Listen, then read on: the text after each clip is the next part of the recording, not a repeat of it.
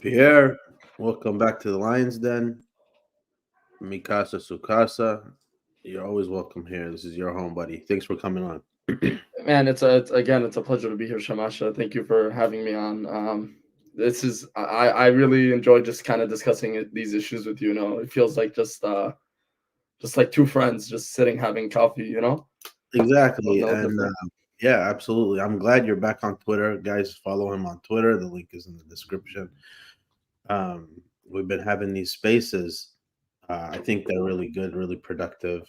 You know, between all the Suraye having these conversations with each other. I wish we had more of the Suroye community on there, because the Chaldean, Assyrian sides are represented. We're having that discussion. We just need our third part of us there. A third and a very important part, definitely. I mean, I think I don't know why they're just like there's some on Twitter for sure, but I think a lot of them live in Europe, so they're kind of away from the English-speaking community. That's like what I've seen as the barrier, but like there's definitely some that we've been on spaces for before, and they've kind of presented their sort of how they view our people, which is usually more like a Aramean, Assyrian. I see these terms as interchangeable, just where they live. Yeah, sure. So this is the second part of that. We had the Aramean point of view, the Aramean side, on the first episode of this series, the Aramean case, and we brought you on. You're gonna do the Assyrian case, and this all stems from how to translate our name, because when you write the name in our language, you know, it's pretty easy. Like nobody will say no. Like if you write Suraya or Suryoyo, it depends on the accent. But if you write it, and it's written, by the way, for those of you watching, guys, it's written the same way. If you pronounce it Suraya or Suryoyo, you spell it the same. It's just the reader is the one who's different. So it's being pronounced different by the one who's reading according to his own accent. But what he's reading, it's going to be the same word. Right. So now this word here, when you write it, you everyone's going to say, whether you're Chaldeans, Assyrian, Syriac, Aramean identifying, you're going to say, yeah, that's me, whoever it is. But when we want to come to translate this word, we have conflict with each other over what that translates to. And I think when you take the word Suryoyo, and you are kind of just organically thinking like a natural person, the word, and then obviously the language that is associated with that word, Surath, or Suryoye, as Armujnaya call it, right? Yes. Would be I think someone I don't remember who said it on Twitter Spaces. They said, I would have no problem calling myself Syrian if the state of Syria didn't exist. So Syrian or Assyrian. So I'm Syrian / Assyrian. My language is Syrian, Assyrian. So then, in that case, if I'm Assyrian and the language is Assyrian, I'm Syrian, the language is Syrian. When we say Ephraim, the Syrian, Mar Ephraim Suryoye, or Mar Ephraim Suryoyo, I mean, it's not too hard. It's the root is there. Now, uh, for the people who say that Suraya or Suryoyo means Christian, I think what do the kids call that? Coping, I think. Coping. Yeah, that would be that term. Yeah, because no, it does not mean Christian. Christian is Mshihaya or Mshihoyo. Um, and you don't say Saint Ephraim. Saint Ephraim the Christian, Mar Ephraim Suryoyo, Mar Ephraim Suraya. No, it's not Christian. So it's talking about an ethnicity here, a region, right? And then we'll get into some other stuff later because the first appearance of the word on the scene is before Christ anyway. So it can't be Christian. But go for it, brother. Right, right. I think you covered a lot of important things with the term that we use, Suraya, which I think it's broadly accepted by our community, right? Obviously, no group can reject this. It's just a matter of what you choose to take that term and its meaning. And each one of our churches chooses to interpret that a little differently. Um, I think that obviously the Syriac Orthodox community, when they use the word Suraya, Mm, they use this to mean Syriac. And this is not a translation I necessarily have a problem with. I just think that this word Syriac is something that ultimately it's what Western scholars have called us. Okay, we wouldn't have said Syriac translating that into English. This wasn't a term until Western scholars started using it to differentiate it from Syrian or other stuff like that. Because obviously, when the national state of Syria was established, uh, you get a whole different sort of meaning to what it means to be Syrian. It becomes Arab, it becomes this, and hence why the Syriac Orthodox Church opted to change its name from the Syrian Orthodox Church to the Syriac to prevent this sort of association with the state of Syria, because mm. ultimately the church is more than the state of Syria and always has historically been so. So that's one thing. And then you go to the Assyrian Church of the East, and Suraya is very clearly an ethnic term, meaning Assyrian, and that's it. That's all it's used for. Now, if you want to say Assyrian Christian, you say Suraya Imshichaya. Imshichaya meaning Imshicha for those that don't speak Aramaic. Imshicha is what we call Christ, or Imshiha, depending on some accents. And to say Imshichaya is a person of Christian, right? A person of, it would mean a Christian, the rough translation. And then in the Chaldean church, I think that the leadership understands that this is not an ethnic term, or that this is an ethnic term. Hence why they go and sign agreements. Yeah, we're all one people. Some of them, like when they went to, they had that big council of the Syriac church leaders. But when it comes to the common people, they understand this term as Christian, Mm. because this is an error in some of their dialects where they'll see, okay, Suraya means Christian. Kordaya or Korzaya, depending on your accent, like our friend John Chaldean that we were discussing with, in his accent they say Korzaya is a Muslim, and somehow Kordaya is an ethnic term very clearly. It refers to Kurd. So Mm. Suraya, it means Christian because the local Christians are all Suraya. Kordaya would mean Muslim for them, even though it's clearly the Kurdish people that lived around them. So this is just kind of a broad sort of opening to this discussion. But if there's anything you want to say, Shamasha. Yeah. So we have a question here. Before I get to the question, I want to talk a little bit about what you said regarding the name being Christian or not. So in Mesopotamia, the only kind of Christianity that is native to Mesopotamia, Beth Nahran, a land of the two rivers, is Syriac Christianity. There's no other kind. No other kind of Christianity is native. So Syriac Christianity includes Syriac Orthodox Church called Jacobites, Assyrian Church of the East called Nestorians, and Chaldean Catholics, Syriac Catholics, the uniate counterparts of these two churches, right? So this is the only kind of Christianity that is native to Bet Nahran. Armenians came in a little bit later, but these are the only kinds native. So when Suraya began to be used interchangeably with meaning Christian, is because all the Christians are Suraye there.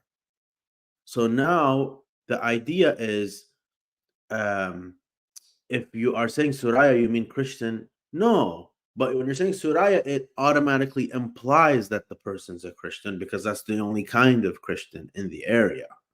You see, um, they, I think they misconstrue it in Arabic, in Iraqi Arabic.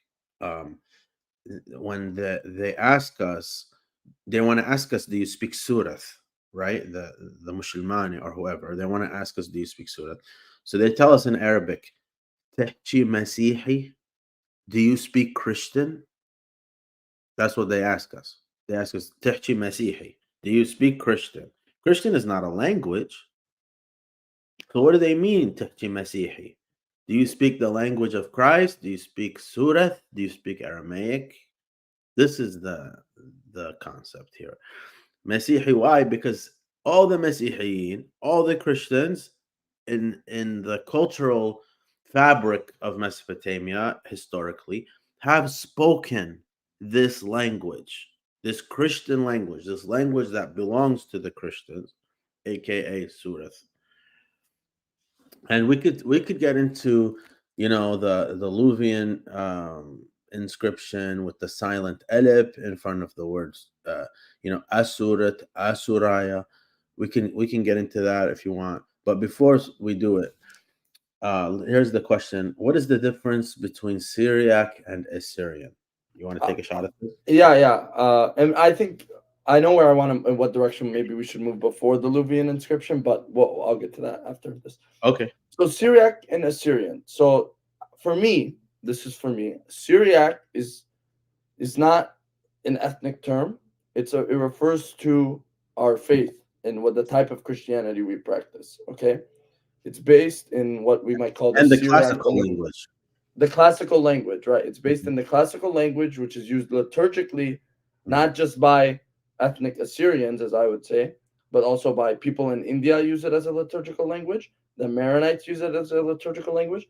There are Arabs that are part of the Syriac Orthodox Church that are from Homs. They use it as a liturgical language.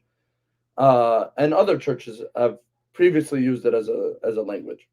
So Syriac refers to that. It refers to this religious tradition and rite and classical language, while Assyrian is an ethnicity.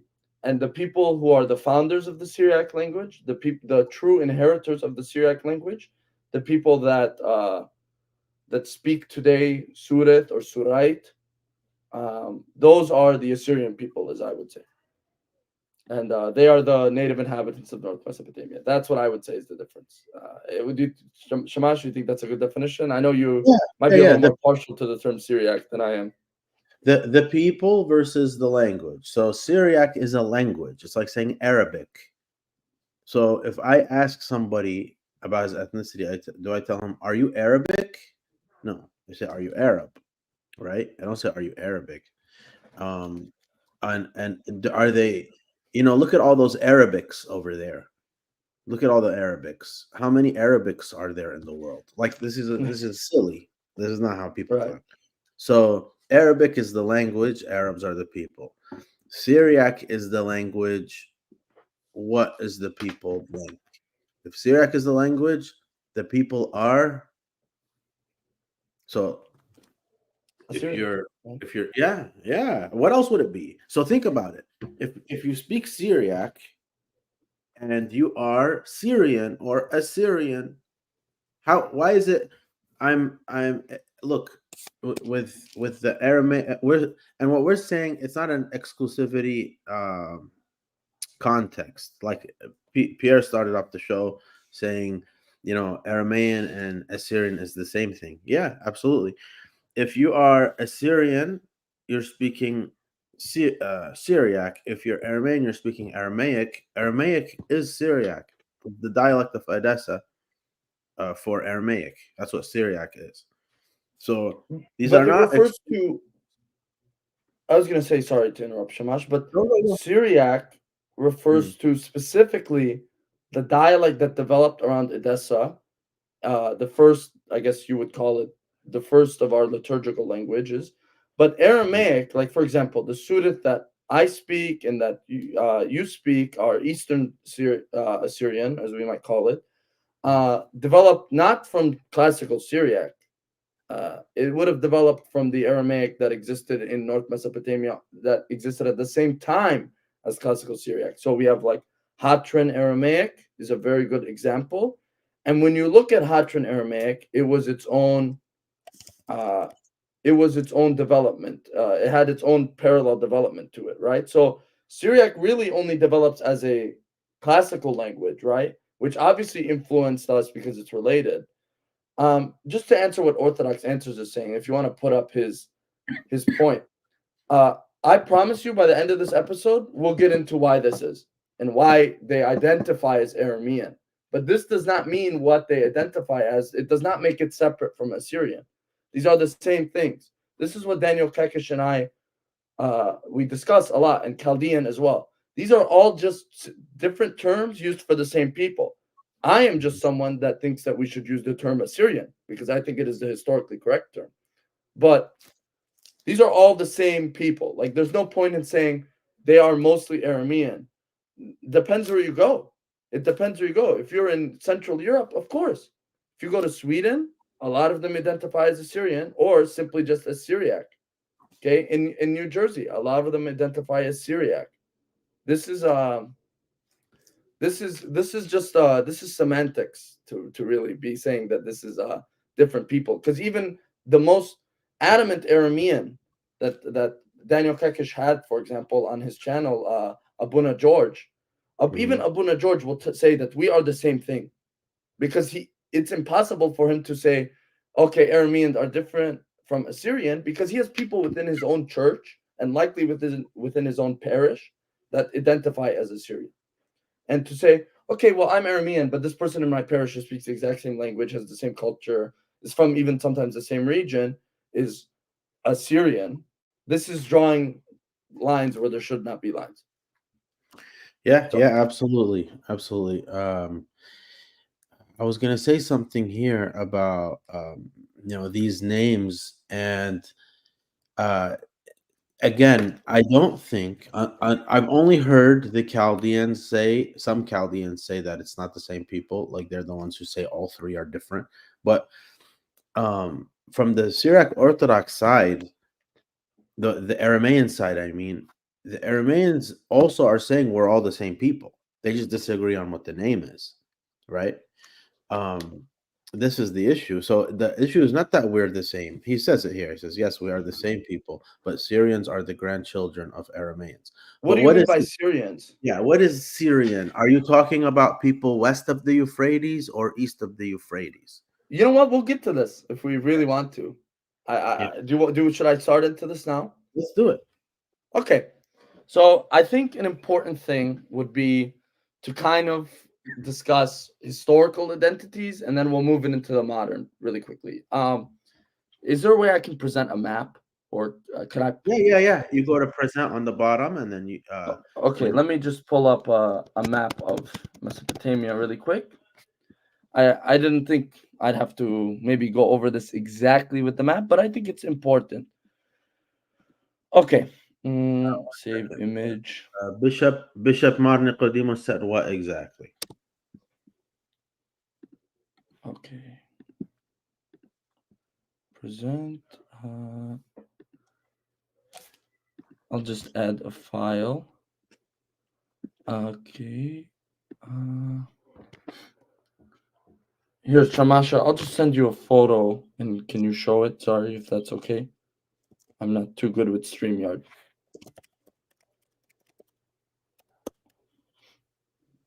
Okay. But just to keep this going, if you look, there's historical identities. There's the ancient Arameans, the ancient Assyrians. These are groups that existed. Orthodox Answers. I don't know if you're from the Syriac Orthodox Church, but Yeah, he is. I certainly don't mind having this discussion with you about this.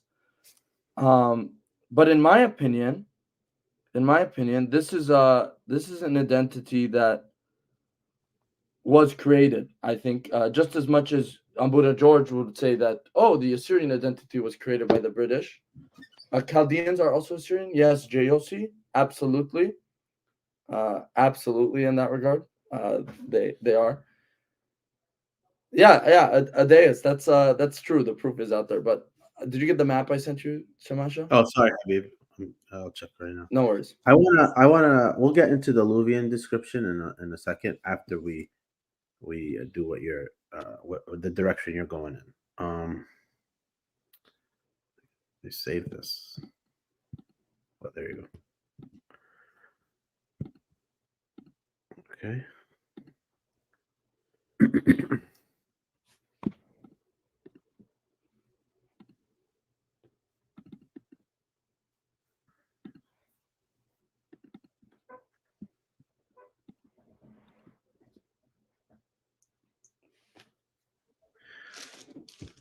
Oh, so this is from Mar Dawood Sharaf, the Syriac Orthodox Bishop of Mosul. He says, I am willing to celebrate Easter on Wednesday or call myself Assyrian if all the Suraye, if that's what it takes to be one with others.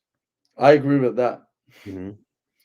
I agree with that. Unity is probably the most important thing at this stage, and it's important that he obviously realized that. Is this the redheaded guy? Yeah. Oh, yeah, I've seen him. He's quite famous for his loud comments sometimes. Okay. Let's see here. Where is it? It's not letting me. Why isn't it letting me show this? Hold on.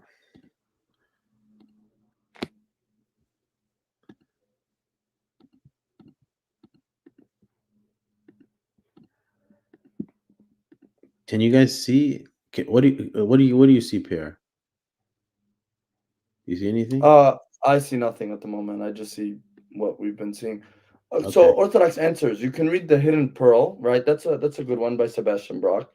I would also probably look at The Heirs of Patriarch Shakur, written by one of our own, written by a Syriac Orthodox person.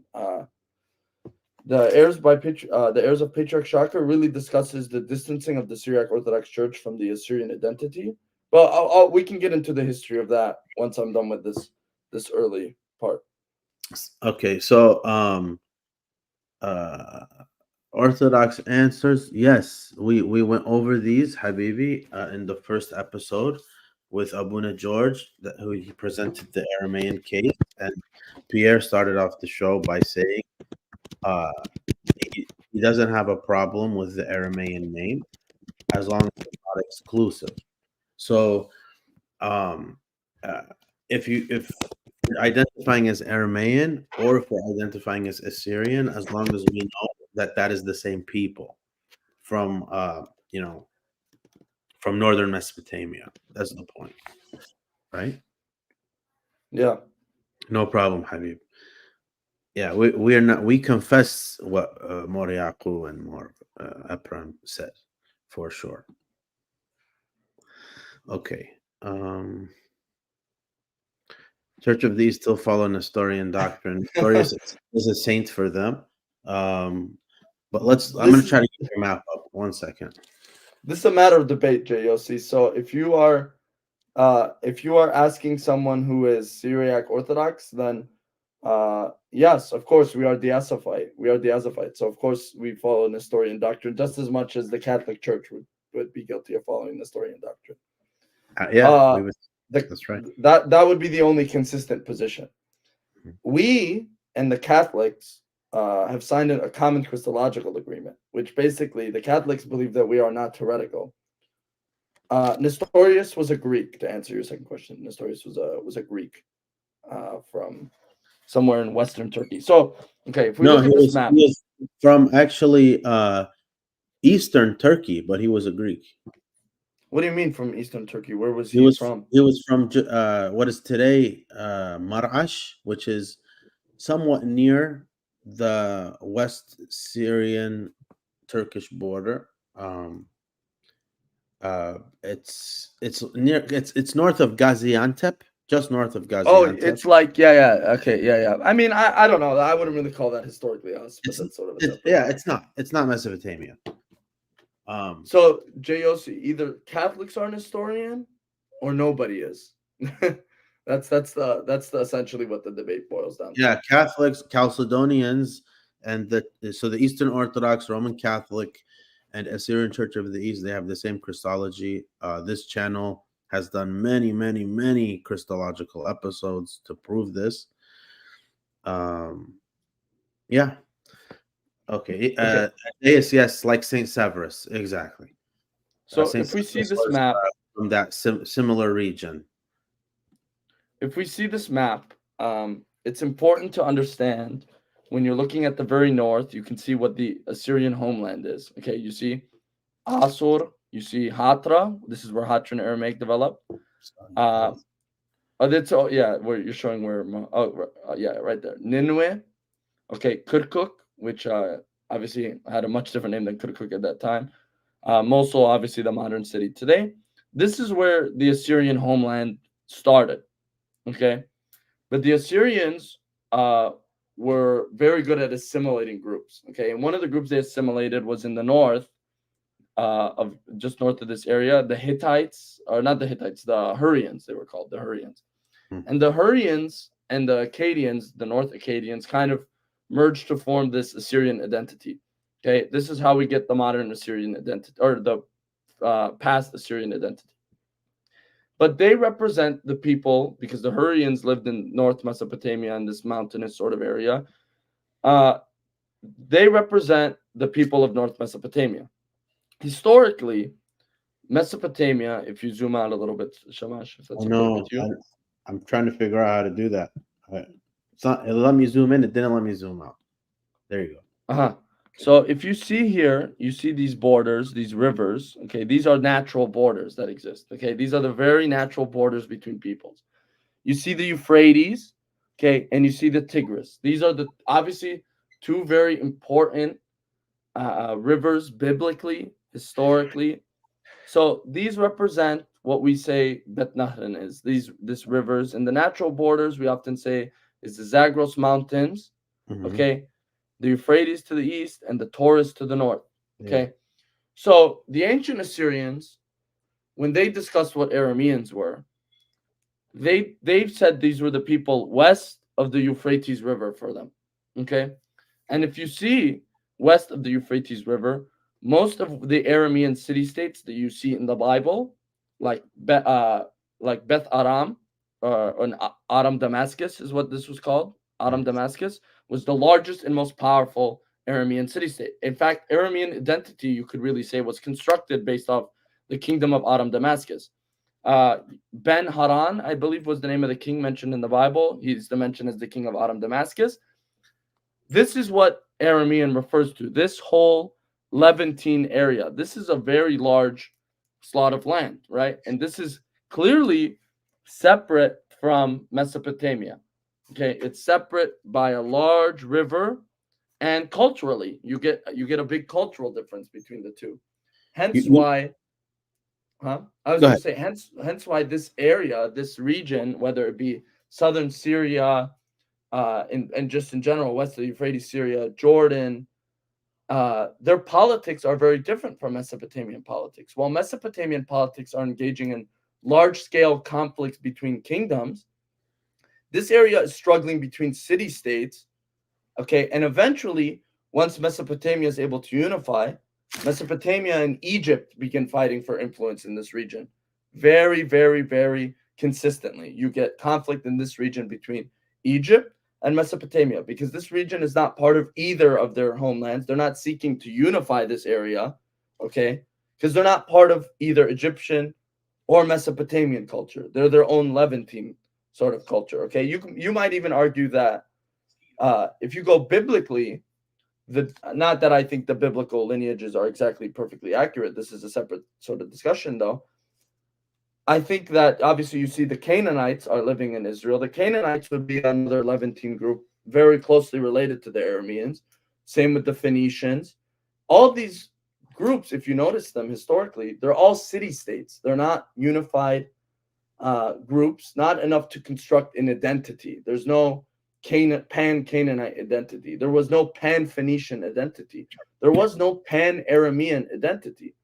This is what people who look back at this time, whether they be historians, whether they be geographers, this is what we have started to retroactively apply to these groups. Okay, now the names like Canaanite, Phoenician, Aramean, Edomite, all these groups appear in the Bible, right? But did these groups conceptualize themselves as one? No, not as Egyptians conceptualized themselves as one because they had a centralized state, not as the Assyrians conceptualized themselves as a group, not as the Babylonians conceptualized themselves as a group. All these groups were able to think up greater than themselves, like, okay, because they had the apparatus of a state, as opposed to city states. You're not thinking about that. It's like even the Greeks, okay?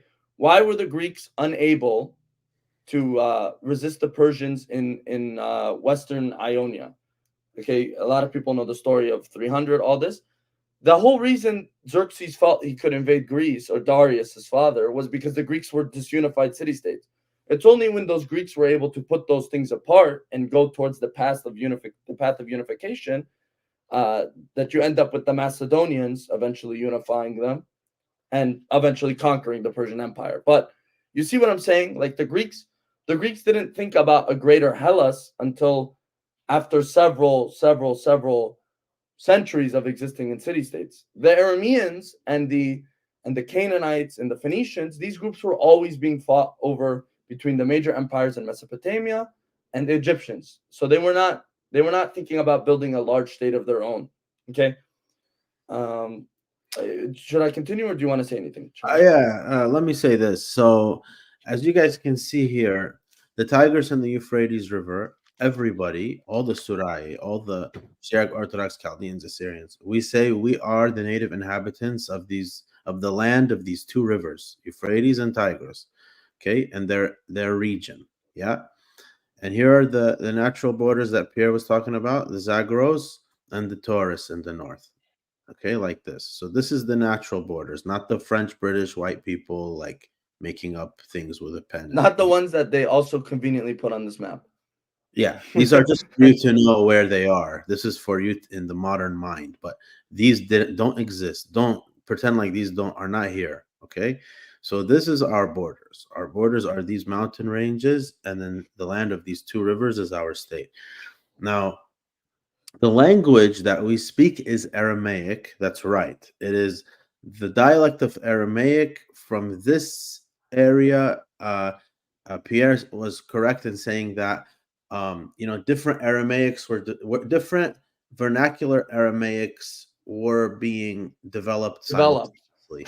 And it's crazy because if you look at them, like I was looking at a Hatran Aramaic inscription in Iraq. Okay, it was on a Parthian era thing. Okay, a Parthian era stone, and I'm looking at the letters, and it's the same as our alphabet, just like a proto version. Like you can see, like clearly they developed the letters more to get to where we are today.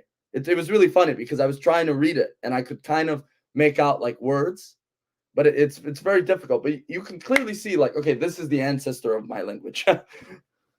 So Syriac being the classical is here. I was in a seminar when I was in New Jersey, Paramus, New Jersey, in the Mar Ephraim Center of the Syriac Orthodox Church.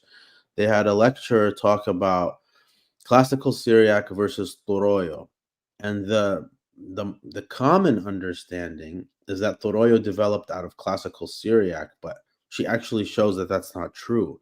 Suroyo developed separately from classical Syriac, whereas classical Syriac stopped developing because it was a liturgical language and it stayed that way. Suroyo kept developing in neighboring areas, so similar to the Surah that is spoken in Iraq or wherever. So, but Aramaic comes from Aram. It comes from this area around Damascus. The Mesopotamian empires adopted Aramaic. The Assyrian Empire adopted Aramaic dropped Akkadian and took on Aramaic as the language. Um, so yes, we have no problem to say Aramaic is our language. Not only do we not have a problem, we are proud to say Aramaic is our language because God incarnate spoke Aramaic when he was here, and he made our language holy. So I personally believe too that the Genesis account heritage is accurate. So when we're seeing Aram and Ashur are brothers, um, I think that's something that we always need to remember.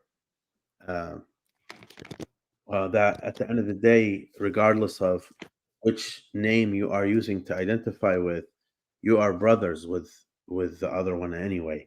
You're not a separate people; it's the same people. Okay, can I And say that's something to? yeah. Sorry, I was gonna say Orthodox identity answers. in Aramaic is Kobonoyo. Yes, absolutely.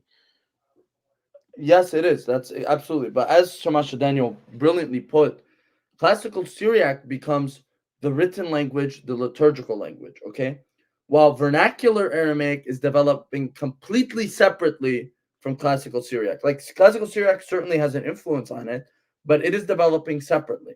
So the way we have to begin to classify Aramaic dialects, especially as we've started to study it more, you get Western, the Western variety, which now there's only one existing version of it, which we call Malulan Aramaic. It's the only living Western Aramaic. Okay, and then you get Eastern.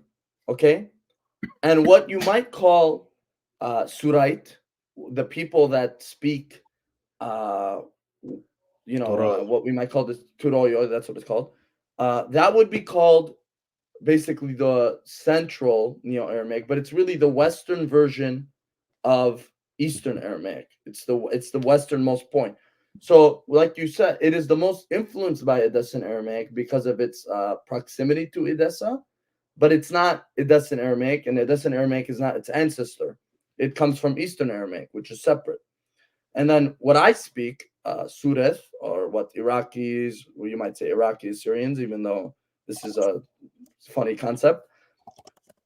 I would speak Surat. This is classified as Northeastern Neo-Aramaic. You have Mandaic, which we discussed yesterday.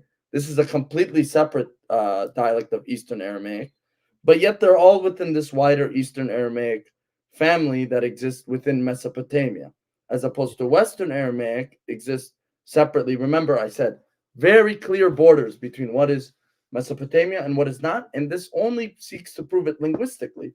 When you have Western Aramaic developing separately from Eastern Aramaic being strictly a Mesopotamian phenomenon, while Western Aramaic exists west of the border. It's spoken by the Malulins. It's spoken by probably the ancestors of the Maronites, spoke it for sure. We know that a dialect of Western Aramaic was spoken by Jesus. Okay. We know that the Palestinians, Christians that existed before the Arab invasion, we know they spoke also a dialect of Western Aramaic. These are things we know. Okay. And we know that it developed again separately from Eastern Aramaic. What are things that we see in Eastern Aramaic that kind of clue us at what we are? We see a lot of Akkadian influence. Okay. Even in the Suroyo dialect, there's Akkadian influence. Why? Well, who spoke Akkadian? Well, we know that the Assyrians, the Babylonians, we know that this was their language. This was their language they developed. This was probably the first written language was Akkadian, the Sumero-Akkadian script. So obviously, if your ancestors were from one group, of course there's going to be Akkadian in it, right? Mhm. This is just a little linguistic clue onto who we are. But you feel free to continue, Shamash. So Syriac is like Pierre said. Syriac is Eastern Aramaic. Uh, Classical Syriac is Eastern Aramaic, and then the vernacular dialects that are spoken today, whether in Tur Abdin or Dishtid Ninwe or Sapna, Khabur, all these areas, these are all variants of vernacular Eastern Aramaic. Um, and like he said, Ma'alula and the two villages near to it, Jaba'din and I forgot the other one's name, they are the last villages speaking Western Aramaic. But they interestingly they call themselves Syrian, right? And I think it's very interesting that they still use that same root word. The Hebrew alphabet, I'm pretty sure they call it Ashuri, the Jews. Yeah. Katav Ashuri. Yeah. It's like the Assyrian script. Yeah. So it's interesting that although Aramaic came from west of the Euphrates, yet the language is so tangled with Mesopotamia because of the strength of the empire and the Assyrianization of the Fertile Crescent, that it's become used interchangeably in that it's associated with that entity. Well, let's just think about it this way. Like, what, because of the strength of these Mesopotamian empires, because ultimately I'm trying to get at we are Mesopotamian before I prove that we are Assyrian. Okay. Hmm. As opposed to the Arameans who are not Mesopotamians, in my opinion. What did Europeans like to call Aramaic speakers? Chaldeans. They love to use this term, okay, in the medieval ages. This is how we get the Chaldean misnomer. Why are they calling it Chaldean? Because the Chaldeans were associated with the Babylonians. Okay, they were the last dynasty of the Babylonians, quote unquote. So you see from that there's a strong association with Aramaic and Mesopotamia. And why is that? Because you said the strength of the empire is what formed the Aramaic language into being the lingua franca. Okay. Prior to that, like I said, you have scattered city states speaking Aramaic or languages closely related to Aramaic in the Levant. Okay. The thing is with Akkadian, if you've seen Sumero-Akkadian cuneiform is not a very easy language, and Akkadian is not a super easy language. It was very, again, localized to Mesopotamia. And when you move into the Levant and you get a language like Aramaic, which was more flexible, more useful, and again, easier to write, okay? In fact, the Phoenician alphabet we get is probably related to a similar language closely related to Aramaic, or the early progenitors of Aramaic. So when the Assyrians saw that this language was very useful, the Assyrians were people that took what they saw was useful from other people and they used it for themselves. Again, how did they start using iron weapons? Was the Assyrians took it from the Hittites. They said, "Oh, the Hittites are doing this. Let's mass produce it." And in the same way, Aramaic was an easier language of administration as opposed to Akkadian, which was not super useful, especially when you're conquering vast swaths of territory. So eventually you get the Assyrian Empire, and we know this for a fact. The Assyrian Empire makes Aramaic the official language of the empire, along with Akkadian. Okay, why would they do that? Why would the Assyrian Empire make Aramaic equal with what would be Assyrian, Akkadian? Because they wanted to make it. It was, like you said, like Adeus just said, it was easier. More people were learning it, and it became the vernacular language of the empire by the end of the empire. So even if you were ethnic Assyrian, ethnic Aramean, ethnic whatever in the empire, Aramaic was your main language of communication. So when the Parsaye, they took our empire, what did they keep the language of administration? They didn't make it Persian. Aramaic. Imperial Aramaic, which was the version that was standardized on the Assyrians, and they kept it that way. So of course, there's going to start to be an association between Mesopotamia and Aramaic. When the Jews, the people who would view us the worst, they would view the Mesopotamians as the worst. They're enslavers. Okay, what do they start calling our script, like we mentioned, or their script, which we talked about yesterday, is ultimately just a version of the original Imperial Aramaic script, or not, the developed version of the Imperial Aramaic script is the Hebrew script. And what do they call it? Katav Ashuri. Katav Ashurit. Why not Katav Aramit? They have a word for Aramean. It's Aramit. Why not that? Well, because the language at that point was no longer associated with the Arameans, a group that had been subdued and never had a strong identity to begin with. It became associated with the Assyrians. And it's not like the Jews didn't know who the Arameans were. I mentioned they wrote about them, but they clearly never made the association between the language of the Arameans and the language of the Mesopotamians, because this ends up developing separately. So this is my point. If the Jews knew what the Arameans were, and yet they still call their language Ashuri. Why? Because Aramaic was appropriated. I know there's this negative connotation with the word appropriation, but this is what happened. They appropriated it. The Assyrians were the stronger state, as Thrasymachus says in the Republic when he's arguing with Socrates. He likes to argue that justice is the will of the stronger. Well, in this case, at this time, a lot of things were the will of the stronger, including linguistics, and Assyrians as the stronger party, and the Mesopotamians in general. Let me not just say the Assyrians, because the Babylonians also began using Aramaic extensively. They never viewed themselves as, like you like to bring this up, they never viewed themselves as separate dynasties. They also kept the use of Aramaic. This is why the Babylonian exiles who live in Babylon, who continued to live in Babylon for a very, very long time, what did they write the Talmud in? They wrote it in Aramaic. Why would they write it if it wasn't the language of the land? Or, I would just bring up to someone who is an Arameanist. I would ask them, if we are all Aramean, do you think the people of Babylon became Aramean? Do the Arameans, a group that were never united, they somehow managed to subdue the great empires? They somehow managed to just population replace them? Or is it more likely that the language was so useful, became the language of the empires, the Mesopotamian empires, because it was useful, not because of the Arameans, not because of a group that was scattered, that the Bible even uses. They call someone a wandering Aramean. Why? Because they were considered a nomadic people, a people that did not have state structures. A city-state, I'm sorry to say, the Mesopotamians left behind the idea of a city-state way, way, way before they encountered the Arameans. They started fighting. Sargon of Akkad was the first person to realize, hey, we need to move past this city-state structure and start uniting this land of Bet Nahran, right? Sargon of Akkad. And then what happens?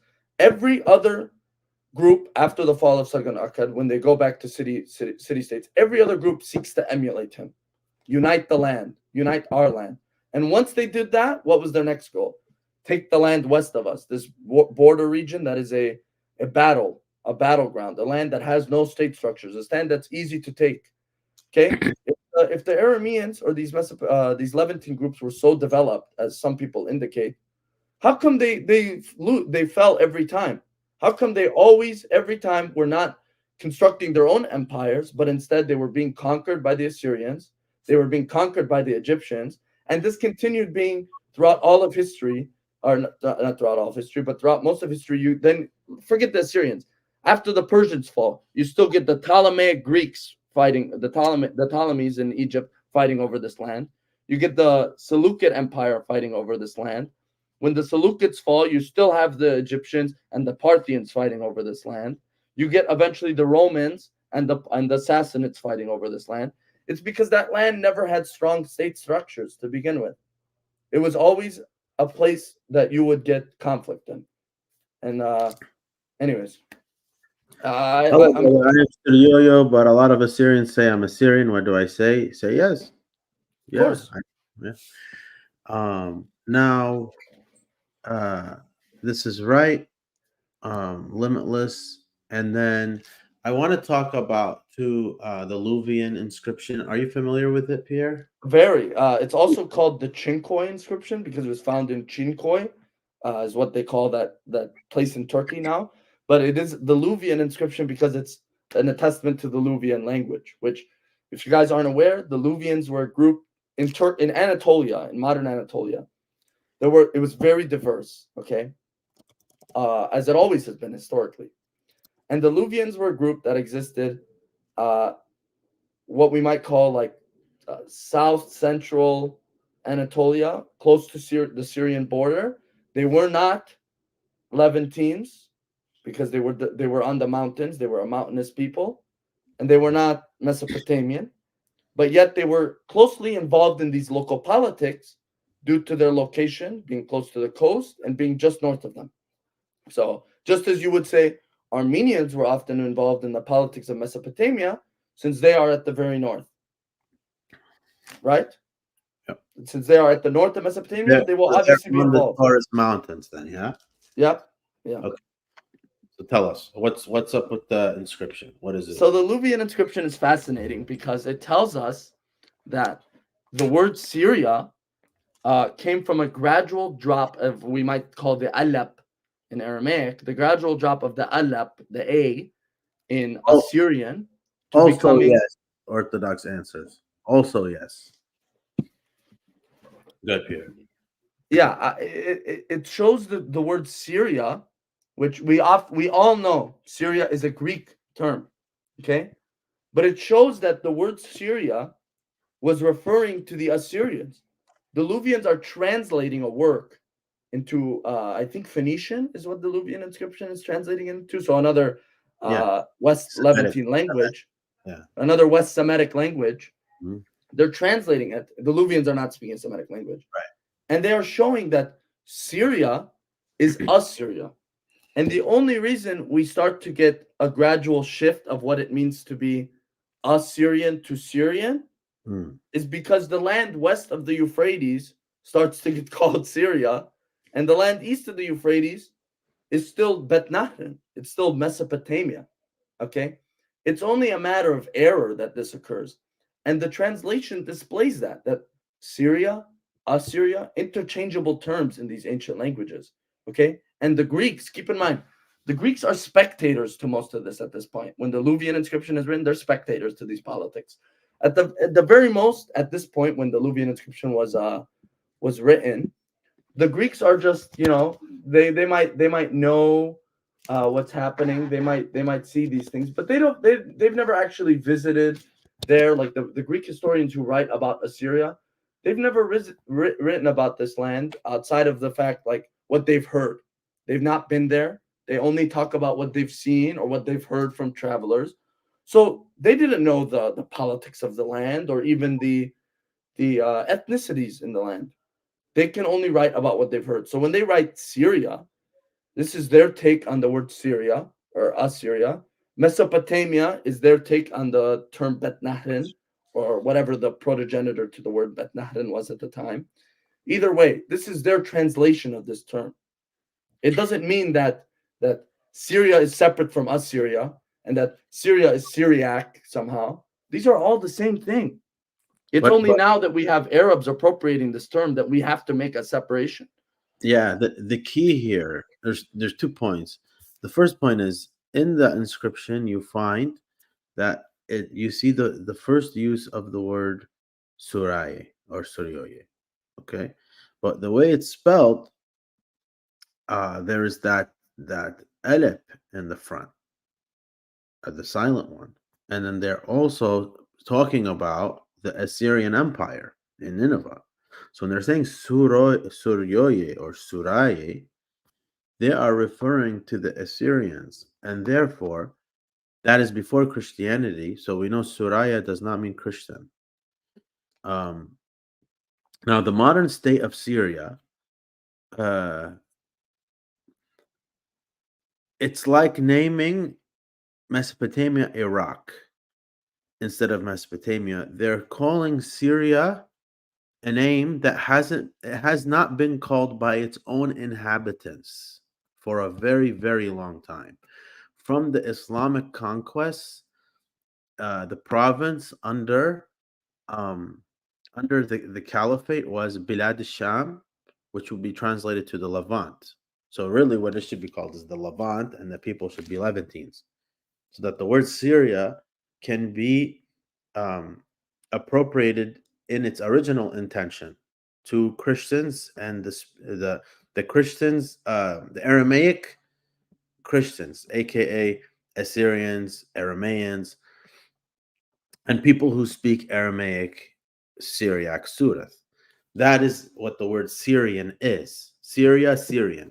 To say Syrian and not be Christian is something very weird that hasn't happened in history.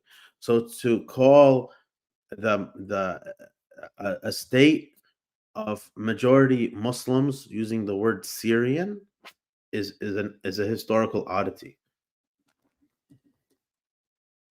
Subdeacon, so there's someone just said something. I totally agree with what you said. Someone said something. Shlomo Pierre Younan, would you consider the tribally Arab followers of the Syriac churches, including Subdeacon Daniel, Suraye? So Subdeacon Daniel is half Assyrian, forgetting his Arab side. His mother is Assyrian. So of course I'm going to consider him Assyrian based on that. Would I consider his father's side Syriacs? No, they wouldn't be considered Suraye. They are considered Arab followers of the Syriac church, which has always existed because the Syriac church is not a ethnic church. Okay, there's a reason that historically, if you look at the Syriac Orthodox Church, why is there problems between the people in Homs, okay, consistently, and the leadership in Turkey and Bet Nahrin in Mesopotamia?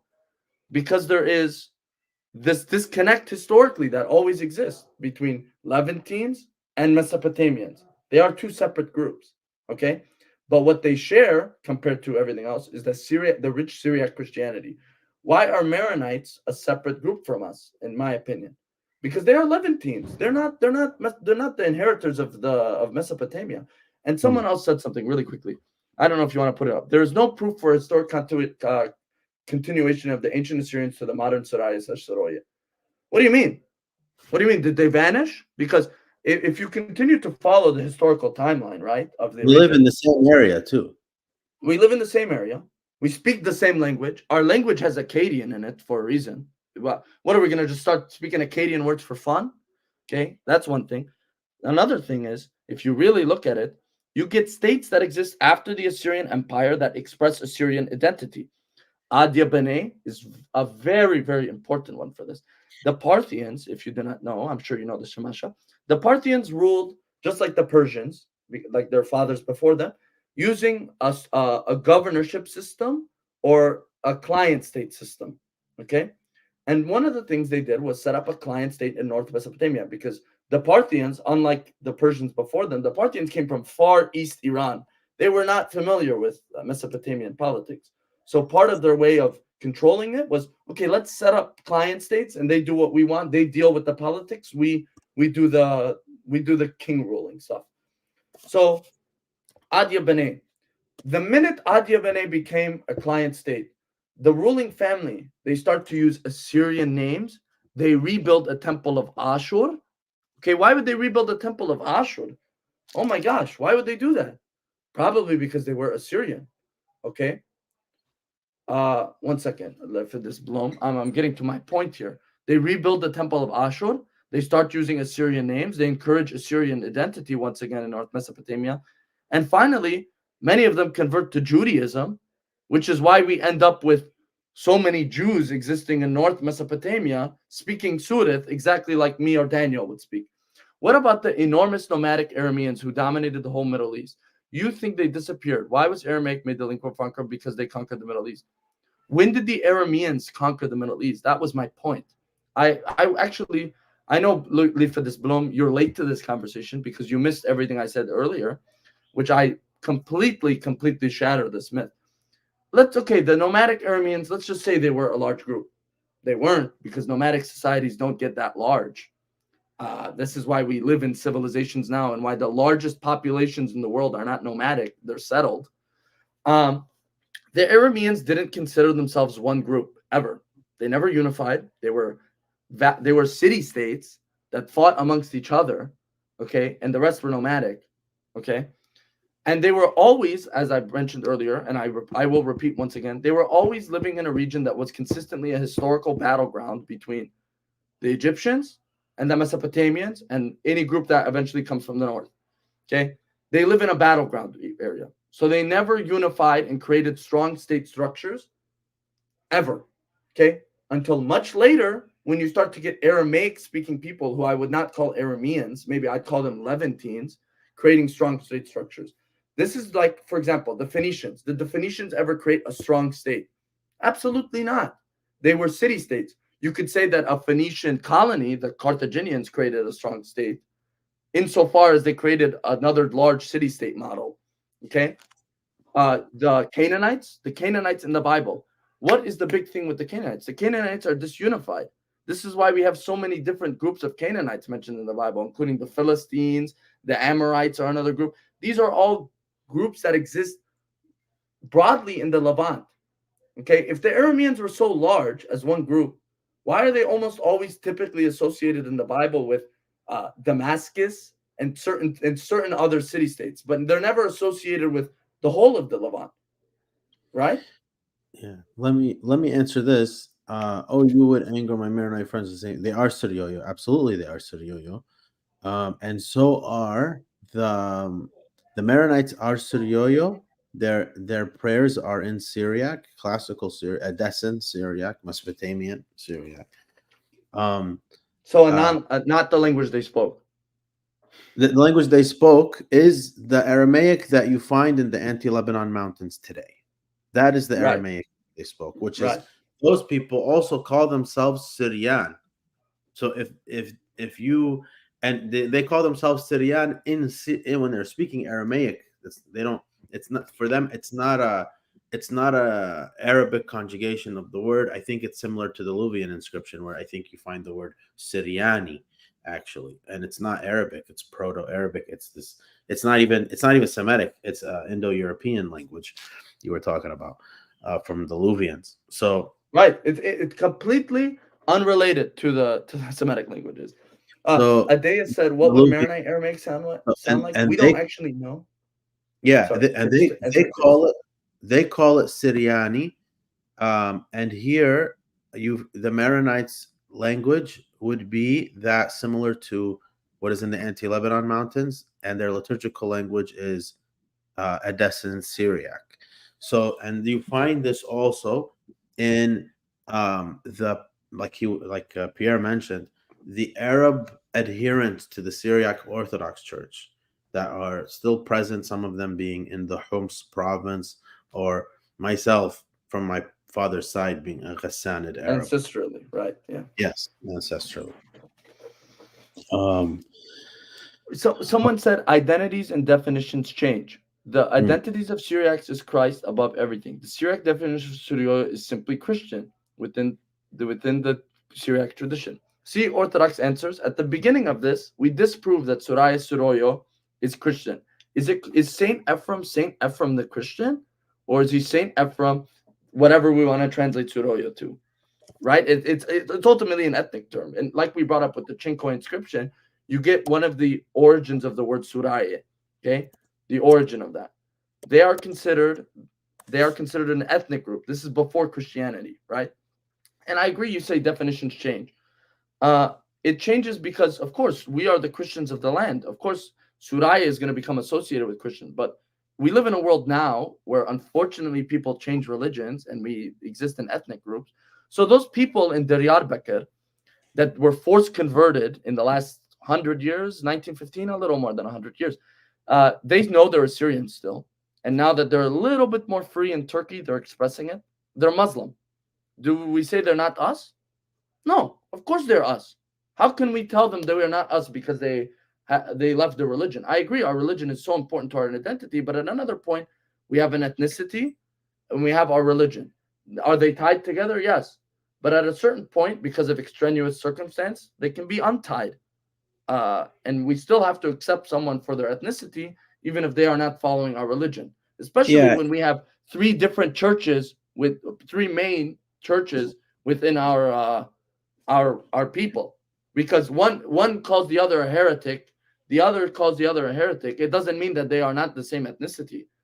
right. So, um, to call your mother-in-law calling the Dutch Christians Suryoyo because of how much we are an ethno-religious group. Okay, so as an ethno-religious group, if one of our people was to leave Christianity, it's not just that they left their religion, they can't be fully us in the fullest way without Christianity. So if you leave Christianity, you're Suraya and you leave Christianity, then you lose a little bit of yourself. You lose part of your ethnicity. How are you Christianity with how are you Suraya without Maryam, without Sheikh? How are you Suraya without them? Like How are you Suraya without Mar'edde? What you lose your heritage without Mar Gabriel or without Sultana Madoft or without Marmati. How are you Suraya without that? Without that religious heritage to yourself, to your ethnicity. They're intertwined. So if you leave them, like if you're Mshihaya and you're no longer Mshihaya, but you're Suraya, so you're like you cut yourself. You cut yourself in half almost. Um, And so here, there's another point I wanted to make about notice Orthodox answers in the liturgy. Um, when the part in the beginning of the liturgy, near the beginning, when Abuna is saying in the Mass, he's talking about remove from us any hard punishments, rods of wrath, and grant us to have a Christian end. Okay, this is the English translation. A Christian end. He says Mshihoyo. He doesn't say Suryoyo. He says Mshihoyo. Mshihoyo is Christian, as you know. We don't say Mor Yeshua Suryoyo. Moron Mor Yeshua Mshiho, we say. We're Mshihoye after him. So obviously Suryoyo is an ethnic term. And even His Holiness Mar'a from the second, he says this. Let's see. The Arameans are in fact one of the best soldiers. Yeah, that's right. Correct. It is. Uh,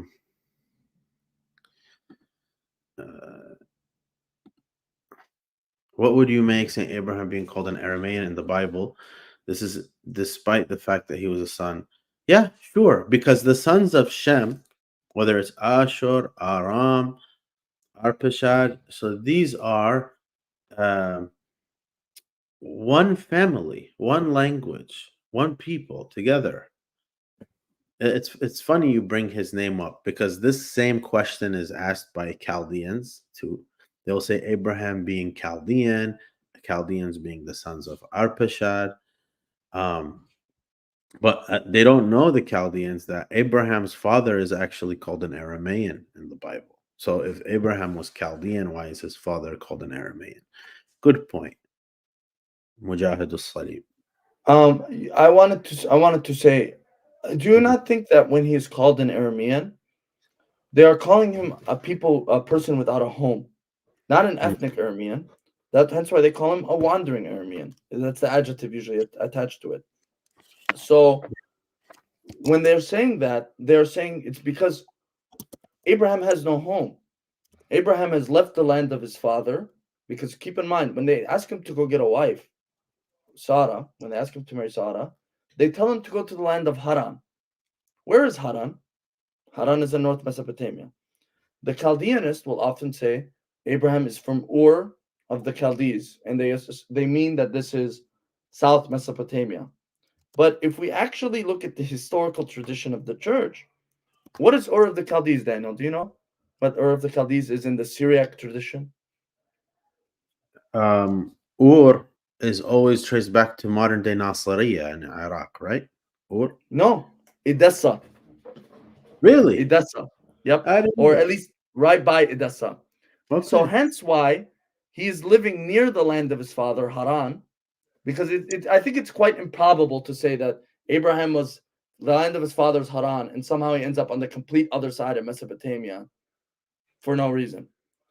But it is possible to say that he is a man living with no home, and he's a wandering Aramean, because the Arameans, in biblical terminology, was considered a nomad, like you brought up earlier, Bloom, when you said how would I think that the Arameans, this large nomadic group, why would I think they vanished? I didn't think they vanished. I think they became the modern Levantines. Okay, I never said they vanished. The modern Levantines are their ancestors. The Maronites are certainly in part their ancestor. The people of Homs are certainly their ancestors. You know, these are the people of Syria. Many of them who are Muslim today are their ancestors, right? But the thing is that they are not just in Aramean in their ancestry. they've been mixed, and they've lost the way. Let me be clear about something too, because Orthodox Answers is asking. It's a good question. So I fully adopted Syriac culture language to the point I dream in Syriac. He speaks. I know him. He speaks Suroyo fluently. It's amazing. So this is exactly what we're talking about. So the Assyrian Empire, it's an empire that assimilated all these people into it, and that. They became that culture, that people, so you coming in, it's like in the Old Testament when um, uh, God was instructing the children of Israel with the converts when they enter, how to be with them as one of them without any distinction whatsoever. This is exactly what you would be, Orthodox Answers. This is what you are with us, one of us now. You see, married into us, adopted our Christianity, speak our language, have our culture. You are us. You've assimilated into. You are Suryoyo. Right. You are he's in a sense he's one of us. And Mm. this has happened like many times. Like I know someone, he's a Muslim, or he was a Muslim, Arab, but he converted to for he got married, he converted, he accepted Christ, and he's now a Shamasha, okay, in the Assyrian Church of the East. Why? Because he embraced his faith. Now, who am I to say that he is not one of us?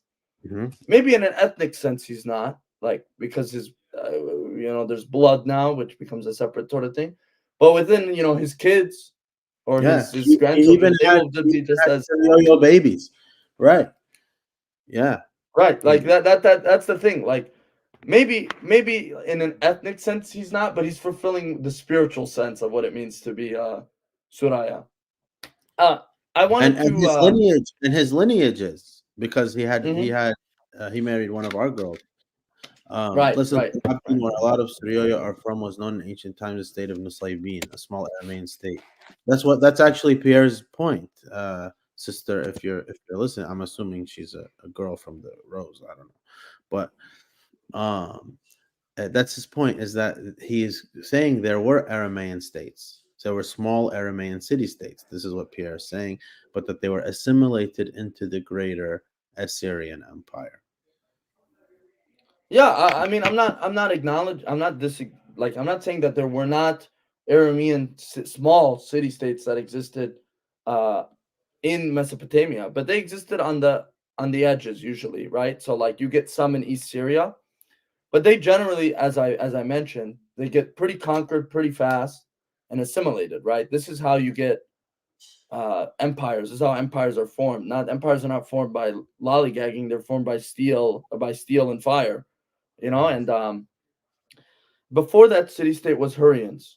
What's your point, Lifage Bloom? Yeah, it was the Hurrians before that, and the Hurrians definitely are a big part of the Assyrian identity, as obviously the North Akkadians conquered the Hurrians and assimilated them.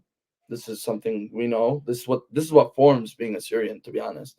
Mhm. Uh, but in Christ there is no Jew or Greek. Yeah, sure. I'm not discriminating in my religion. I'm not discriminating in my religion. Orthodox Answers. This is often a problem I get when we start discussing ethnicity within our church, because we start to get, oh, like I am yeah, well, we're all Christian anyways. That's not the discussion, though. Of course we're all Christian. My So discussion is there has to be preservation of our ethnic heritage, and we need to be able to discuss certain things to help our people back home, like what our ethnicity is. This is not a matter of me discriminating. And I'll answer this other question in a minute, unless you want to answer it. yeah, yeah. So the Levantine Syriac Orthodox are the Aramean. There are no Levantine Syriac Orthodox anymore. They're all Homes, Mesopotamian. homes, homes, homes, homes. Homs being the one exception. The rural areas of Homs is maybe Hama too. Damascus. There are none from Damascus. They're all from They're all Mesopotamia. they're all immigrants to Damascus. I just didn't know about that. Yeah, yeah, yeah. There's none. Yeah, yeah. Lebanon, Damascus, Aleppo, Palestine, all of them are from Mesopotamia originally. So the only Levantine ones are the ones near Homs and Hama, and there could be Aramean blood in them. most likely they are uh, Arabs who follow the Syriac Orthodox You Church. wouldn't think this, Daniel, though, that maybe we could say that they are in my opinion, I think that those people are Arabized native inhabitants, just like Could we be, would say the Maronite, but just like the the reason Maronites they are. say Arabs is because they know their tribes. They know their Arab tribes. Okay, interesting, interesting. Um, the Inglotigish are Suryoye Assyrians. Yeah, again, watch the episode from the beginning. The whole thing was about this. What would be an accurate name for all? Okay, so the accurate name for all of them are So this Suraye. is the debate. So Yeah. this is the debate, right? I guess this is the whole point of this. So for me, for me, I Mm, think we should all accept the term Assyrian. Daniel knows this. mm. Now, this doesn't mean that I don't say, okay, if we want to all identify as one, this is more important, probably. But I think that we are all Assyrian. This is our nation, and I wanted to get to that to the beginning. One of the things is there's a clear line of continuation in this Assyrian identity. We exist in North Mesopotamia, often called Assyria, right? We didn't call North Mesopotamia Babylonia. Babylonia was what we called South Mesopotamia. We didn't call it uh, the land of the Arameans. This was historically in the Bible west of the Euphrates. So this land was called Assyria because the Assyrians held it for the longest time, assimilated the people, and also were from there. So for us, this is our land. This is where we're from. There was a time where I remember all the churches said we were Assyrian or that this was our heritage. If you go before World War One, you look at groups like the Syriac Orthodox Church leadership, they were fully on board with let's be Assyrian. Okay, I mean, from Barsum went to the Paris Peace Conference along with the secular Assyrian delegates and those from the Church of the East. He went to appeal for this Assyrian state. He wasn't appealing for an Aramean state. Okay, this is one thing. Okay, the second thing is you look at our historical tradition. We've never ever rejected the fact we are Assyrian. Now you might see in our historical tradition that you might throw these terms out, like Assyrian is often used as an allegory for someone who is violent, like a violent empire. We might call the Persians Assyrians, right? In a certain point. But that doesn't mean that they are Assyrian, okay? Like ethnically. And Yeah. same when we use Babylonian or Chaldean. Chaldean is used to refer to someone who is a magician, okay, or someone who is a practitioner of whether it be astrology, astronomy, they might be called a Chaldean. Okay, Let me say, Babylon.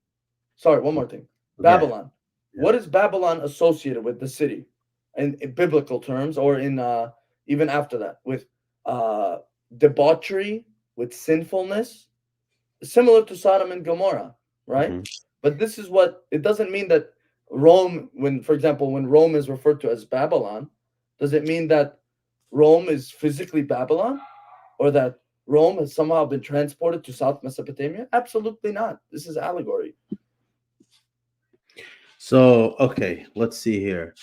Um, how do we distinguish Arab Christians, which are part of the Syriac Orthodox Church, and Syriani themselves?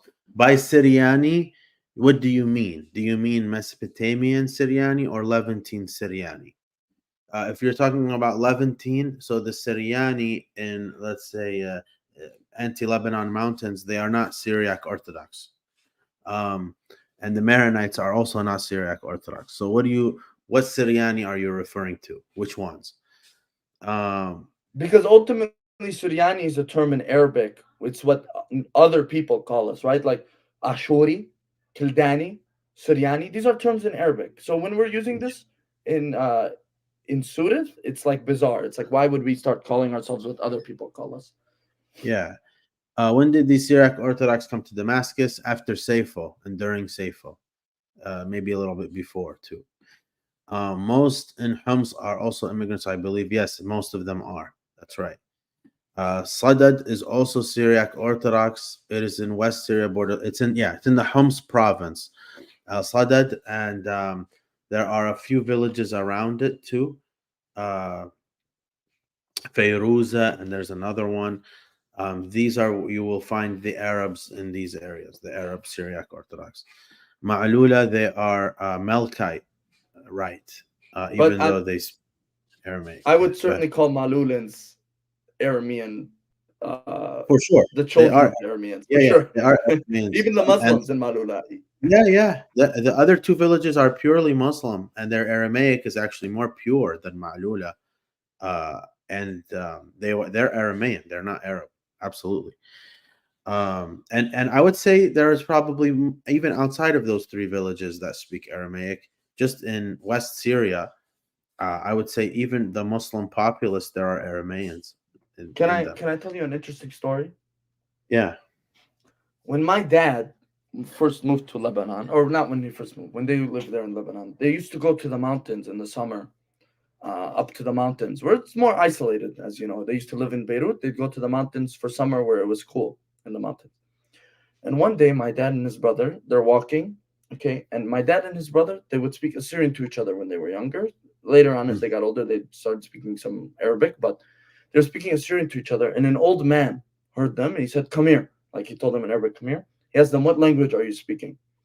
They told him, "Oh, Ashuri, like Suryani, whatever," because a lot of people in Lebanon didn't know what Ashuri was at this point. They understood more Suryani because the Syriac Orthodox had been there since 1915 or 1918. He told them this. He said, "This is the language my parents spoke." Okay, and this man, my uncle says, had to have been 80 more or more. So he said his parents spoke it. So his parents probably would have been born in the 1860s. Okay, and this was a very relatively isolated region, right? So it's possible, and I certainly think that there were people in Lebanon in isolated mountain towns speaking Western Aramaic because this man, he recognized that this was like he maybe didn't know, like he obviously can't tell that it's not his the language of his parents, but he knew that this was the same thing, or like an Aramaic language, which is not Arabic, right? Yeah. Yeah. So this is just a personal experience, but I think that absolutely there were probably Lebanese villages up until very Oh, for sure. Absolutely. recently that were still Yeah, speaking that's it. right. That's right. Okay, who is Assyrian and who is not? So Mesopotamian, northern Mesopotamian, Aramaic speaking Christians is what we would call My Assyrian. definition, right? Yeah. Are people that are from West Syria, so west of the Euphrates, I'm assuming you mean, with a Syriac church or tradition also Assyrian. So if they're in the Syriac Orthodox or Syriac Catholic churches, they are most likely 99% originally from East Syria or Mesopotamia somewhere. I need to know where they're from before I answer that. Yeah. Like that. And That's a case by case basis. right. And the Arabs are now controlling all of the lands. Why not identify as Arab? Well, I live in America. Um, should I identify as Caucasian, English, Anglo-Saxon? Does that affect my ethnicity on who controls the land? What if I live in China? Let's say I live in Tibet. So now I'm Chinese. Is my ethnicity Tibetan? Whatever. I don't know. If I'm in where the Uyghurs live, do I am I now a Uyghur? Well, Or You'd be Chinese because China controls that land, right? yeah, if I'm in Iran, am I now Persian because Persians control it? Uh, you see why the question doesn't work. Do we say Suryoye? Yes, the best name is Suryoyo. I agree because it's so inherently connected to our Lord Jesus Christ, and it is the name of our church as it transcends ethnicity. This is what His Holiness said. His Holiness said it's best to call ourselves Suraya, Suryoyo, and then if we want a subcategory after that, we can have it because it unites us all. And last year was the inaugural meeting, like Pierre mentioned about this, the meeting of the heads of the Syriac churches. Um, and then hopefully in future years it'll happen. I know one of His Holiness's encyclicals said he prioritizes the unity of the Syriac churches, so that's great. Many of the Syriac Christians in the villages near Mosul, I think she means Marmetti, or he means Marbatte. Marmetti, don't even have clear tribe family names. At least often they don't have surnames, right? Why would we? That's I mean, surnames are a very recent phenomenon. yeah. Like it's only now that we've had to do paperwork. And you're saying So, Iraqi. so let's say Uh, when we Abraham, when we're saying You asked before. You said, "Do we say Suryoyo?" Suryoye, yes, we say Suryoye. But when you're speaking in English, are you saying Suryoyo? You can if you want, but they're Be gonna a little ask. weird. They're gonna ask you what that is. So when they're asking you what that is, what are you gonna say? Um, I was you I forgot was gonna Sadad is say no, I didn't forget. I mentioned Sadad already. Virga, are you listening? I already talked about no, no. Sadad. She sent this message a while ago. That's why. It was Okay. before you mentioned it, like right Oh, before you okay. mentioned it. No, not I right. think They are not influenced other than homes are native. Yeah, we said they're native. Is she this, I don't know. no, Are no, you but listening? you also did say some from homes are certainly Yeah, immigrants. some Yeah, are immigrants. sure. Yeah, but I a don't lot of like. I them don't know are how native. many. Yeah. Yeah. Um, Um. correct. What? Wait. Someone said something. Oh, the about Mosul. We talked about Mosul yesterday in our space that we had, but one big Based thing on about Mosul is the families moved in the 1500s and 1400s and 1600s. And one thing that we know about social interactions is social pressures is when you urbanize, groups tend to assimilate. When you're not in a rural village where everyone's speaking Sudan, if you're in Mosul, which Daniel and I, when we discussed the origin of the city Mosul, Mosul is not Nineveh. Mosul is an Arab city built where near Nineveh is, and now has grown to the point that it is like encompassing where Nineveh was. But when Mosul was founded, it was an Arab city meant to be like the Arab capital in a land that wasn't Arab, right? So eventually, Assyrians from the villages and Syriacs, whatever you want to call us, they would move to the city. Of course, they would move to the city. I mean, even when Tikrit was eventually destroyed, many of them had to move to Mosul. So these people, uh, they're not they assimilated into being Arab, but they still know their roots. Like they will still say, yeah, I mean, I am Syriac, I'm Syrian, I'm Chaldean. They just know this. They just only speak Arabic. This doesn't mean that they're not one of us. They just might not know their origin. Like my friend Jason, he's I'm gonna shout him out here. Jason, he is Syriac Orthodox from his mom's side, and his dad is Chaldean. And his last name, me and our good friend Father Peter were discussing it. We think that the origin of the name might be from Karamnesh. Okay, they just don't know it anymore because they moved there so long ago. I mean, I don't blame them, right? I'm not gonna blame them. They don't know. It's a sad thing, if anything. Yeah. So why are they Arabs based on what? Ahl Homs? Because ask them that not all of them again. Fayruza and some of the ones in Sadad, and I think there's another village too. Just ask them. Ask them what they are. They'll tell you. If they're Arabs, they'll say we're Arabs. Right, Um, right. we're not saying It's we're as not simple as we're not saying what someone doesn't want to be. Like we don't. I'm not gonna go up to someone and say you're this thing ghasban annak. Despite what you want, this is what you are. No, they can identify as whatever they want. They will tell you that they're Arabs themselves. Why does our patriarch or our church say we're Assyrian? What does that have to do with anything? Like the church is not an anthropological ethnic institution. It's the Ark of Noah for the salvation of the world. So when we're saying in our church name, Aito Suryoito, Aito Suryoito, Eta Sureta, when we're calling it that, what are we saying?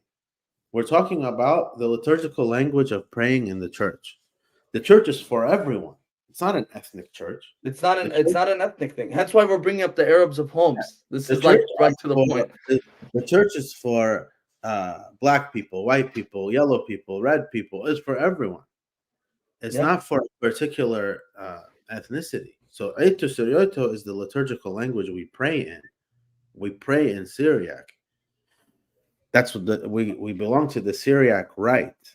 But the ethnicity of the people, it could be any ethnicity. It doesn't matter. I wanted to bring up something. He said if someone would say that right below that, if someone would say that the Chaldean bishops say that we are not Assyrian. I mean, this is just this is politics. If someone would say that we would that does those speak Syriac are not speaking the language of Christ, as it was Galilean Aramaic, what would you respond with? It's a When we dialect difference. That's like saying Iraqi Arabic and Palestinian Arabic, but it's still Arabic. So if someone said, for example, who's a famous Palestinian Arab? Yasser Arafat. Yasser Let's say, Arafat. let's say Yasser Arafat spoke Arabic. I speak Arabic. I'm not Palestinian. So if somebody said, "Yeah, but you don't speak the same language as him because you speak Jordanian or Iraqi Arabic," no, that's the same language. It's just a different dialect of or different accent of the same I language. would ask. I would ask Still to mutually intelligible. I would ask to like think about it this way. Like think about someone who's Muslim. Like if someone is Muslim from Lebanon, I would say you don't speak the language of the Prophet because the Arabic that their prophet spoke was much different than what a Lebanese Arab speaks, right? It ultimately it's still Arabic, right? And Galilean Aramaic, as we brought up earlier, is just a dialect of Western Aramaic, which, like we said, developed parallel and separately to Eastern Aramaic. Can you explain to me why genetics show a very different picture in the most common Y-DNA haplogroup in Assyrians is the Indo-European linked R1b, which had a rate of 40%? Virga essay, it seems like you've put in a lot of time into this. Are you like, you know that this haplogroup would also show up in the people that are Suryoyo, right? Like, let's just say that this is the case. For some people, it's as high as 40%. In most, it's not. And if we're gonna say why, well, this is really easy. I already brought this up. The ancient Assyrians assimilated the Hurrians. The Hurrians were an Indo-European group. If you were here earlier, you would have heard me say that this is a very important part of what it means to be Assyrian. An ancient Assyrian would likely probably be just as Hurrian as he was Semitic. I mean, this was a part of the assimilation of the time. The point is that we've consistently maintained this identity, okay, and what it means to be Assyrian for 2,000 years at this point, whether it be linguistically, historically, or if we want to talk about genetics, we've now formed our own unique genetics at this point over 2,000 years. We are different than our Arab counterparts. We are different than Armenians, right? A genetics test will tell me what group I am a part of, regardless if you want to call it Assyrian, Chaldean, or Aramean, or Syriac. They will all genetically group as one. Now, you might have slight differences depending on region, slight, but it won't tell you it's a different group.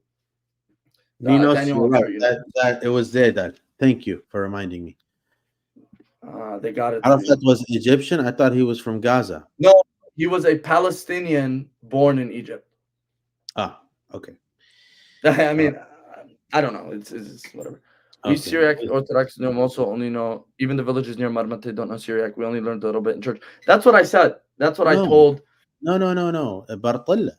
Bartilla, no. No, but I think he's talking about the villages at the foot of the mountain that we were talking about yesterday. Oh, Merge, Ba'shiqa, Bahzani. Okay. But Bartilla, which is Syriac Orthodox, they know Surat. Which is also their language. Their Surat is better than their English. And Baghdada, which is there's few Syriac Orthodox left there, they know Surat too. And their Surat is better than English. Why is the Akkadian Assyrian language replaced with Aramaic? Virga, so we brought this up. So I don't know if you know about cuneiform, but cuneiform is quite difficult to write and has is very complicated letters wise. So very few people were able to write it. Sorry, go ahead, Pierre. Aramaic as a much simpler language ended up getting adopted as the official language of the Assyrian Empire. It was adopted by the Assyrian Empire. Okay, that's ultimately the point, and it became so associated. Obviously, you weren't here for my whole little rant on this. It became so associated with Mesopotamia because of the strong state structures of Mesopotamia that Aramaic is collectively almost always associated with it historically. Like, there's a reason why Europeans who have no clue what's going on in the region are calling Aramaic Chaldean, okay, associating it with Babylon, because it's being associated with Mesopotamia. Or why the Jews, again, call their script Katav Ashurit, even though it's based off Imperial Aramaic script. And as Shamash, Daniel, and I agreed upon earlier, like something that we both saw very clearly, is that the Assyrians, their standardization of Aramaic, they're making it the lingua franca of their empire. It ended up passed in language of administration. It's the reason why the Persians kept it. Okay, it's the reason why the Persians kept Imperial Aramaic. Why would the Persians keep it? It's not their language. So Mujahid al-Salib, they'd say it's so different. No, that's not true. It is intelligible. This is why Mar Edde, the twin brother of Martoma, when he went to our people in Edessa, he didn't need a translator. Right. You can like if I hear someone from Malula, even though I wouldn't say my Surat is perfect, I'm listening to the Malula because they have a lot of Arabic in it now. But when I'm listening to their Surat, I'm like, yeah, this is clear, like root words that I can like Yeah, clearly. You know, I know I have relatives from Tilkepe. And when ISIS went to Iraq, they left and they went to Ma'lula. And when they lived in Ma'lula, they said we understood them and they understood us. Imagine reading it too. Reading it would be even easier. Oh yeah, Reading right. it would be even easier. No, So you would understand probably 80%, 80 to 85% of what's being said reading probably, and probably above 50% listening. So why haplogroup shows descent from the male lineage only represents 3% of male's genome?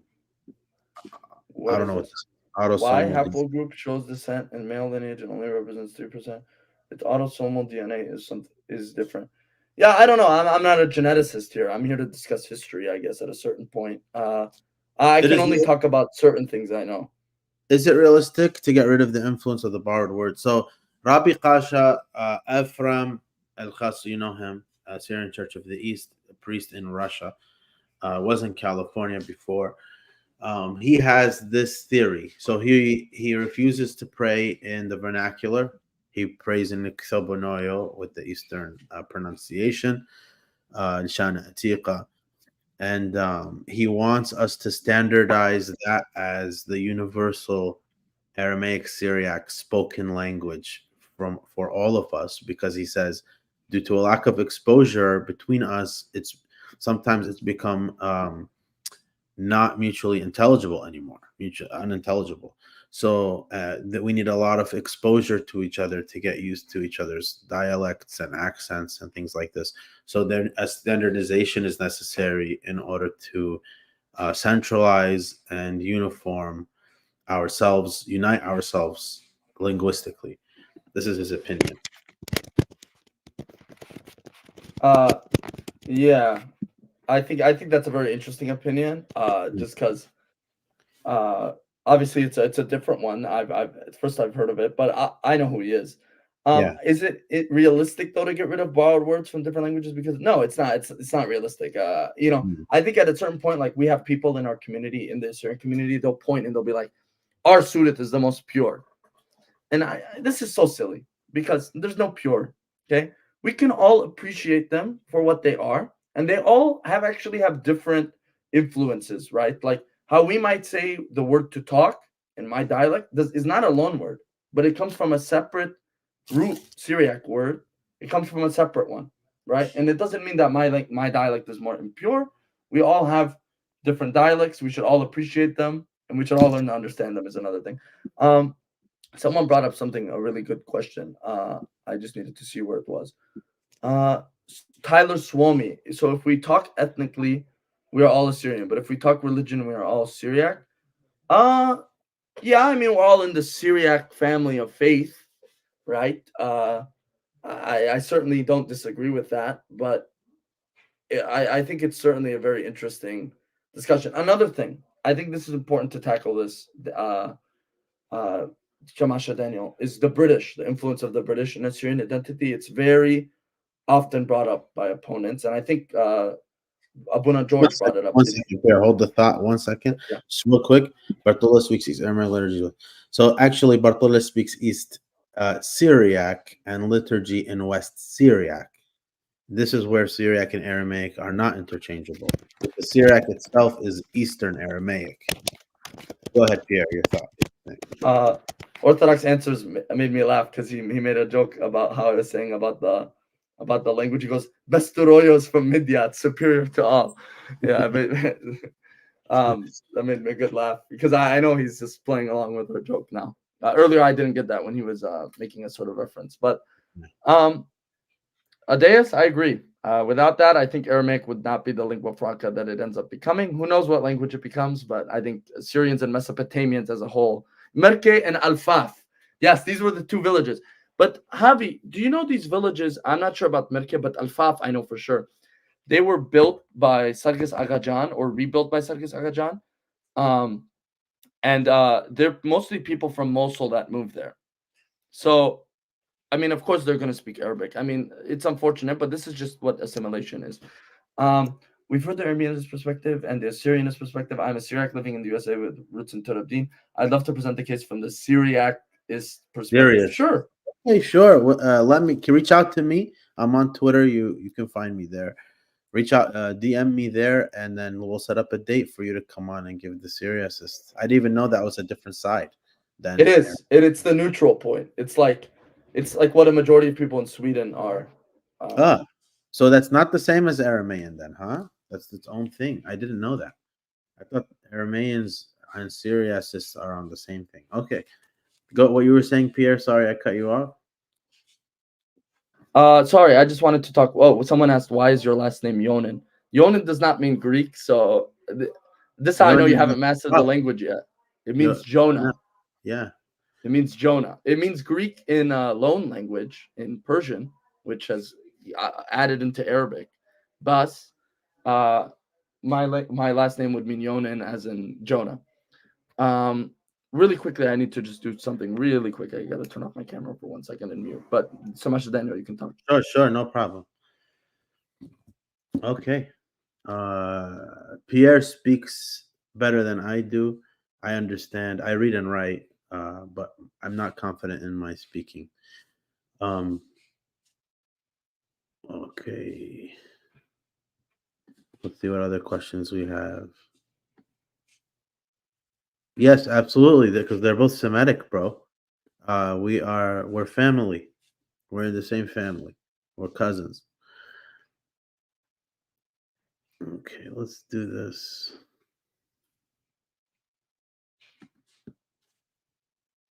Serious are neutral. Okay, that's like me.